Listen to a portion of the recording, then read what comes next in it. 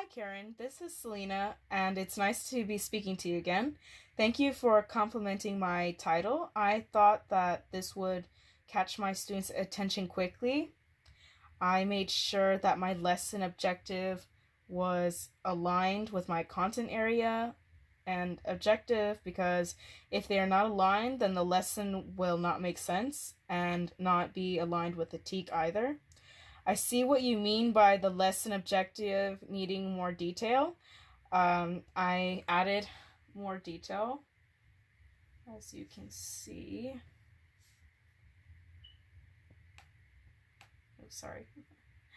Yes, I added what I was going to be doing for showing them the video during the focus, and for the content going over the book, and then I discussed what I was going to be doing during my guided practice and my independent practice and closure.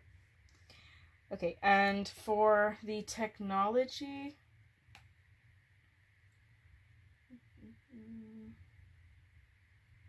okay, for the technology and non-technology, I made sure to list the materials for the technology and the non-technology parts of the lesson and their full purposes, because whoever reads the lesson plan needs to make sure that they have everything they need and understand what they are needed for.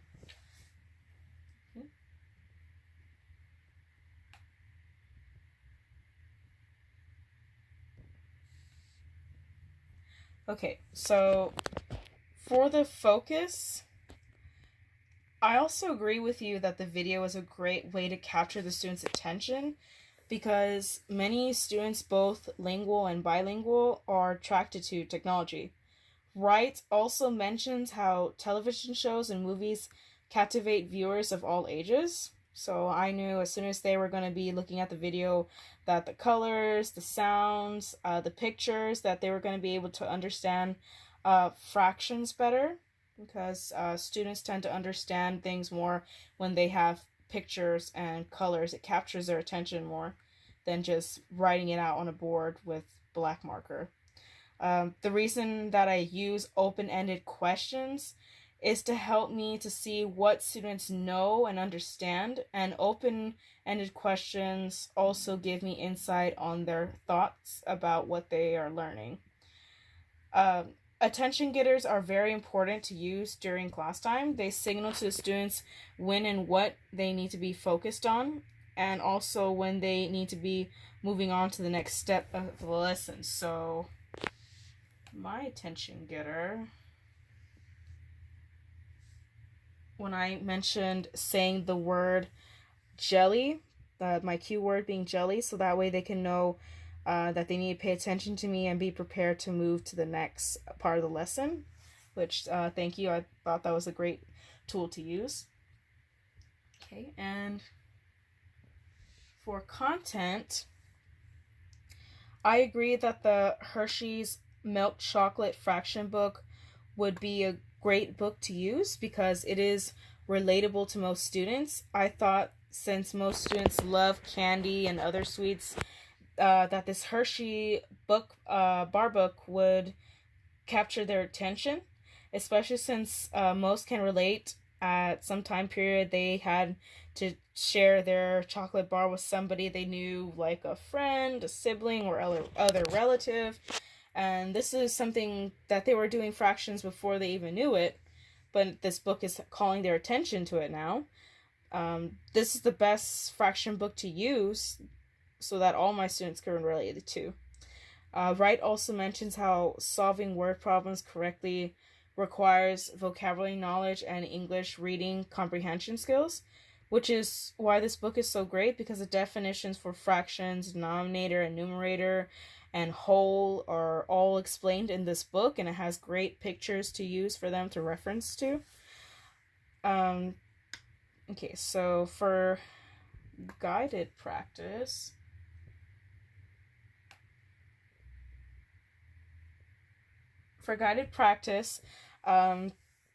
I also thought that the M&M's fraction worksheet was a great idea. Thank you very much, because the candy will draw in students' attention to learning fractions more easily. This worksheet draws on many of my students' senses, such as sight, when they see the candy, hearing when they hear me discussing about the candy, smell when they open the bag and they smell the candy, touch when they're holding the candy, and finally taste when they're finally able to eat the candy after we've finished this worksheet. So I thought that this was a great worksheet to be using so that way they could understand fractions better. You know, taking the candy out, counting all of them, that's going to be the total number of M&Ms. That's going to be their denominator. And then separating the candy by color and counting how many each color has, so that way that would be the different numerators for the different fractions. So that way they can see, like, oh, there's 3 out of 16 that are red. Okay, so 3/16 or 5/16 are yellow and such. They can make those connections to fractions using food. And this really captures their attention well, because who doesn't pay attention when there's food involved, especially candy? Okay, for the independent practice, I also thought that students making their own fractions was a great idea, because by the students making their own fractions, I can tell who does or does not understand fractions yet. By drawing and coloring their own fraction examples on the plate, I am letting my students creatively express what they have just learned through art, rather than just giving them a written word problem. By writing what the fraction represents in the back of the plate, I can tell whether or not they understand the difference between the denominator and the numerator. From my experiences of observing teachers, I find that most students tend to do better on a lesson when they have a partner, especially if it's a higher functioning student that's paired with a lower functioning student, so that the struggling student may scaffold off of the more advanced student. And for closure, I also agree that giving students an open-ended question once again for an exit ticket is a great assessment tool to use, because by asking the students what he or she has personally learned about fractions, the teacher will be able to earn insight as to what each individual student has learned. And for the, let's see, okay.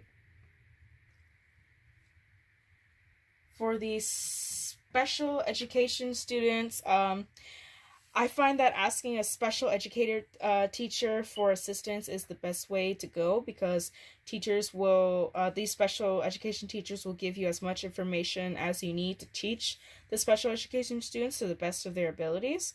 That way they're not left out or left behind.